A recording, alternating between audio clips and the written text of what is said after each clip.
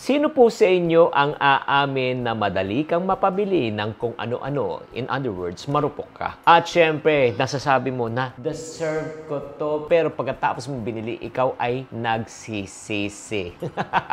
Kung yan ang problema mo, may maganda akong balita sa'yo. Dahil pag-uusapan natin kung paano natin tatanggalin ang ating pagka-marupok. Videos that will make you wealthy and debt-free.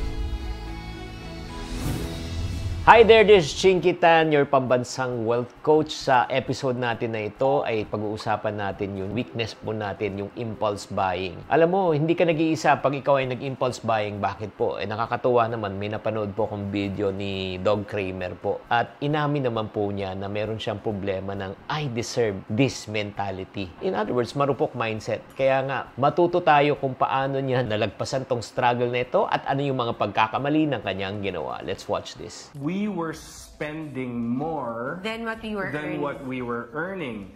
And I feel like that is a very big lesson for a lot of us, where you earn 20, 30, 50, even 100,000, doesn't matter how high.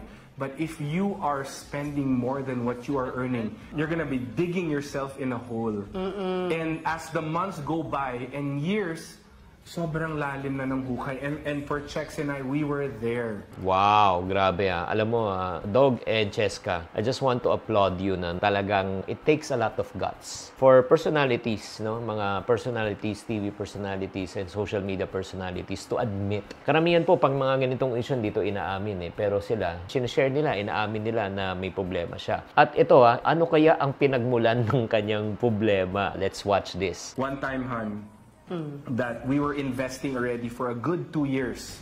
Diba? In my head lang, hindi pa ako nagpapaalam sa kanya.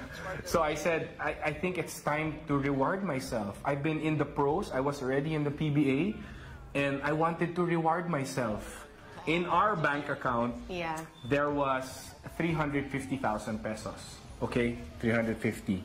And I wanted to buy a TV, a plasma TV, 50-inch, and I wanted to buy some JBL speakers. And the total for that was 250,000. Okay? And in my head talaga, I deserve this. Nag-ipon na ako, nag-set aside na ako ng ganito. I think I deserve this. Sino sa inyo nakaka-relate dyan? Sino sa inyo nakaka-relate? Type relate na, yun nga, pinaghirapan mo, pinag-ipunan mo, I deserve this. Nako, relate na relate. Type relate. O, tapos anong nangyari? Dog. Anong ginawa ko? I bought it. I was so happy.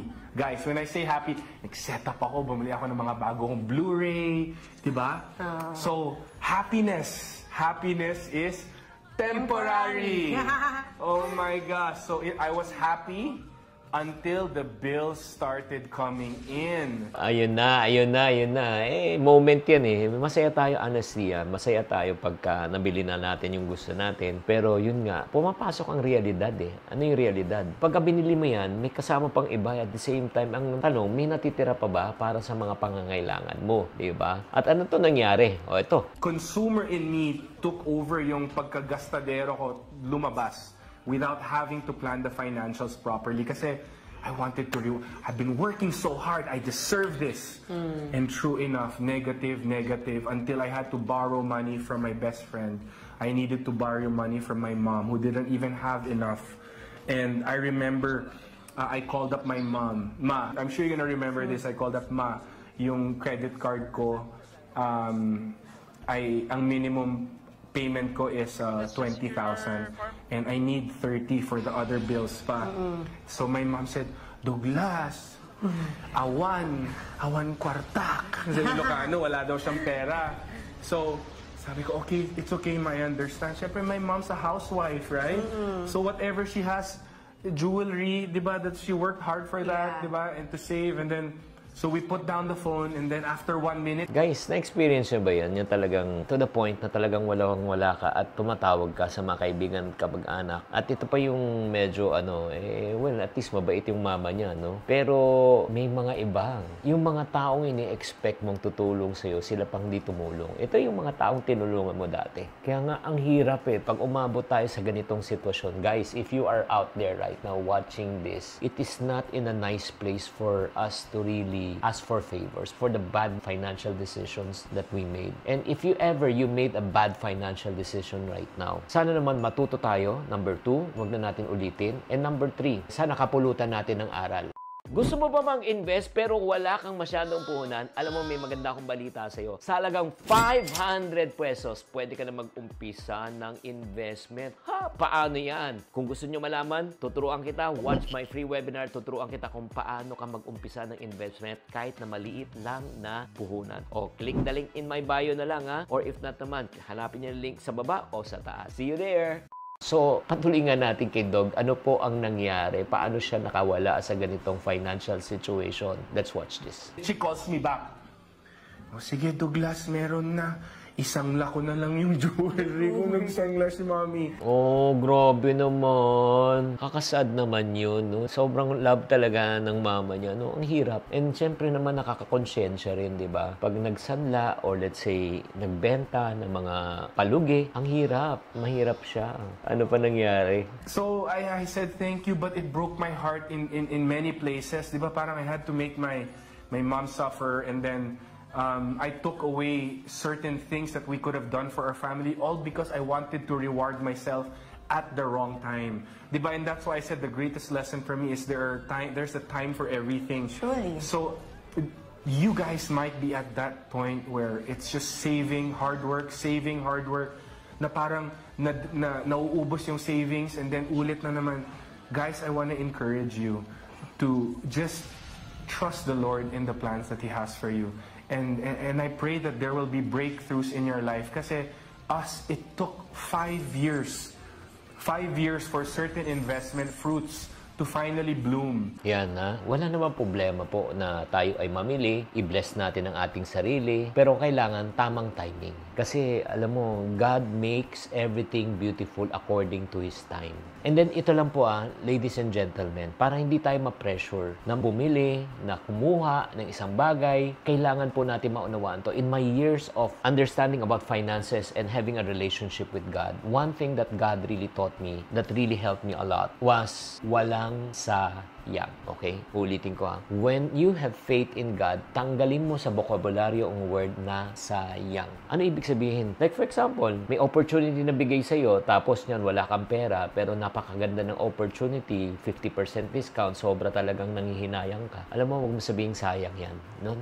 Bakit? Pag sinabi mo kasing sayang, ibig sabihin, yung plano mo, mas maganda kaysa sa plano. Lord, sayang, pera na, naging bato pa. Lord, sayang, sana naka-invest na ako. Hindi mo ba ako nag-invest kasi wala akong pera. Parang sinasabi mo kay Lord na mas maganda ang plano mo kaysa sa Kanya. Well, ultimately, if you pray the Lord's Prayer, di ba? Parati natin pinagpipray, Our Father who art in heaven, hallowed be Thy name, Thy kingdom come, Thy will be done. Ang ibig sabihin ng Thy kingdom come, Thy will be done. Lord, kung anong gusto mo, kung anong will mo, ikaw masusunod. Pero pag sinasabi mong sayang, Lord, pera naging bato pa, opportunity na nawala na, kita na nawala pa, dapat palitan natin ang prayer natin to My kingdom come and My will be done. Di ba? Do you agree with that statement? And then not only that, and second revelation sa akin is this: God's plan is better than our plans. His ways are higher than our ways. Diba? Sa totoo lang, mas maganda ang plano sa atin ni Lord. Kaya huwag kayong manghihinayang. Kung hindi pa talaga time, hindi mo kailangan pilitin. At paano mo malalaman kung timing na ni Lord na makuha mo isang bagay, isang opportunity, isang business, isang promotion? Simple lang. When God blesses you with something, He adds no trouble to it. Pag ikaw ay pinagbinless ni Lord at pinagpala ni Lord, walang kasamang stress, walang kasamang pasakit yan, walang kasamang problema yan.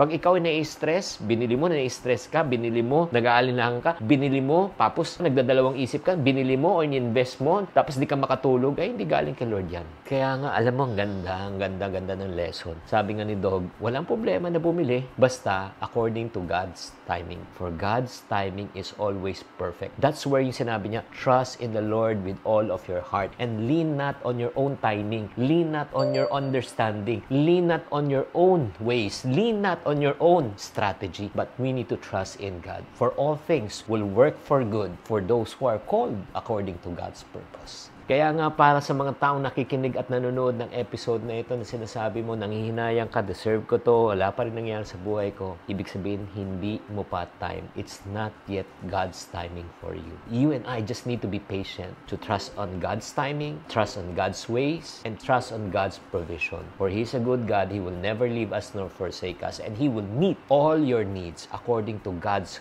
glorious riches. Sana naman na-encourage kayo sa episode na ito. Thank you very much, Dog. Kung gusto nyo mapanood tong buong 14 minutes tong video na ito, we just clip a few minutes lang from this video. I will put the link na lang below and then panoorin nyo na lang sa kanilang Facebook channel. Maraming salamat. As I always say, tamang karunungan, tamang disiplina po ang susi sa pagyaman.